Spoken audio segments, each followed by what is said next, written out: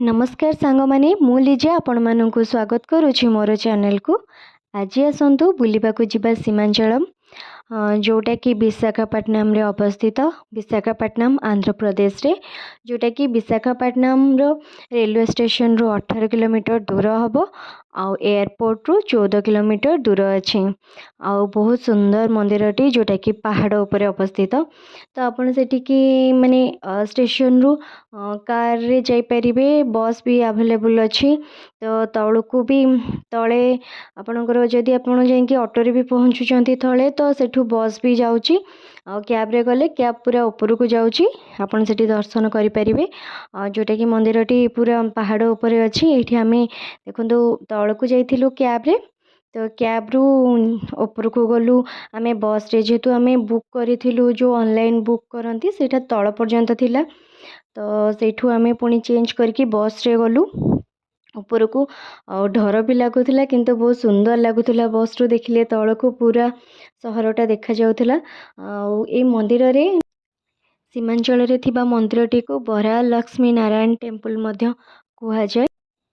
इथे आम ऊपर को चढ़ी की जाऊँ मंदिर को, जोटा कि आपणकर चारिपटे थिबा जो से जो सब दृश्य आपण मानक सहित मु शेयर करिछि। चलंतु एंजॉय करिबा।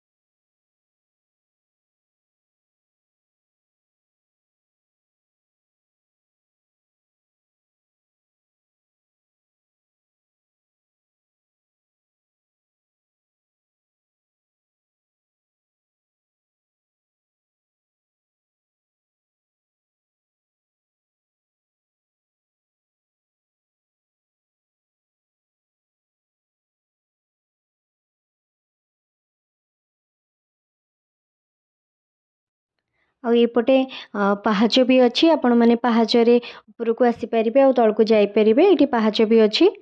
ଯଦି ଆପଣ ବସ୍ରେ ଆସୁନାହାନ୍ତି କି କ୍ୟାବ୍ରେ ଆସୁନାହାନ୍ତି, ଆପଣ ଚାଲିକି ବି ଆସିପାରିବେ ସେଇ ପାହାଚ ପଟେ। ତ ଏଇଠି ଆମେ ପହଞ୍ଚି ଯାଇଛୁ ମନ୍ଦିର ପାଖରେ।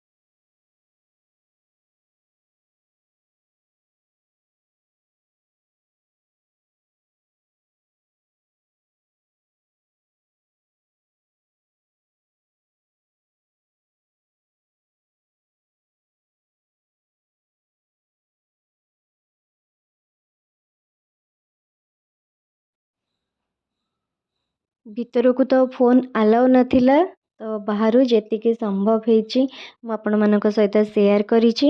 ଆଉ ବାହାରେ ଆପଣଙ୍କୁ ଫୋନ୍ ରଖିବା ପାଇଁ ଷ୍ଟାଣ୍ଡ ଅଛି, ଆଉ ଚପଲ ସବୁ ରଖିବା ପାଇଁ ସବୁ ଷ୍ଟାଣ୍ଡ ଅଛି। ଆପଣ ସେଇଠି ରଖିକି ମନ୍ଦିରକୁ ଯିବେ ଦର୍ଶନ କରିବା ପାଇଁ। ଆଉ ଫ୍ରି ଦର୍ଶନ ବି ଅଛି, ମାନେ ଯାଇକି ସେମିତି ଦର୍ଶନ କରିପାରିବେ। ଆଉ ସ୍ପେଶାଲ ବି ଅଛି କି ଆପଣ 100 ରୁପିଜ୍ର ଟିକେଟ୍ କରିକି ଆପଣ ଦର୍ଶନ କରିପାରିବେ, ଯେଉଁଟା ଟିକେ ଜଲ୍ଦି ପହଞ୍ଚିବେ। ଆଉ ଏଇ ଯେଉଁ ଫ୍ରିରେ ଯେଉଁ ଦର୍ଶନଟା, ସେଇଟା ଲମ୍ବା ଲାଇନ୍ ଲାଗିଥାଏ ନା, ତ ସେଇଟା ଟିକେ ଭିଡ଼ ଥାଏ। ଆଉ ଯେଉଁ ଟିକେଟ୍ କରିକି ଯିବେ, ସେଇଟା ଆପଣ ଆରାମସେ ଜଲ୍ଦି ଟିକେ ପହଞ୍ଚିଯିବେ ଆଉ।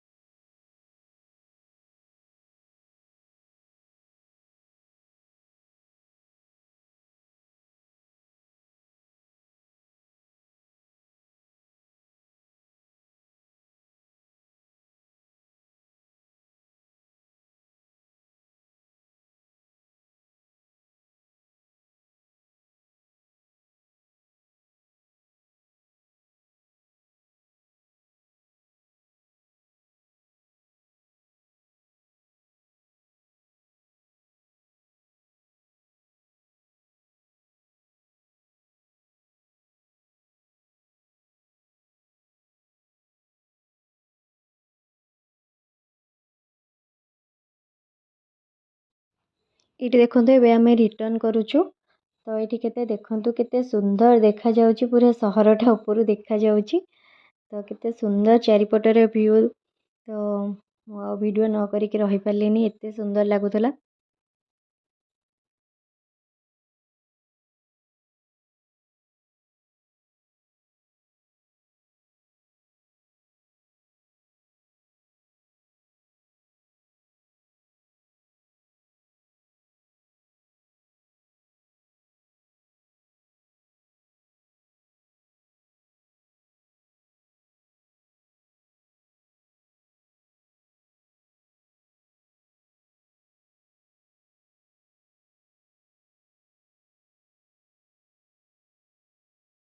ଯଦି ଏଇ ଭିଡ଼ିଓଟି ଆପଣମାନଙ୍କୁ ଭଲ ଲାଗିଥିବ, ତାହେଲେ ନିହାତି ମୋତେ କମେଣ୍ଟ ମାଧ୍ୟମରେ ଜଣେଇବେ।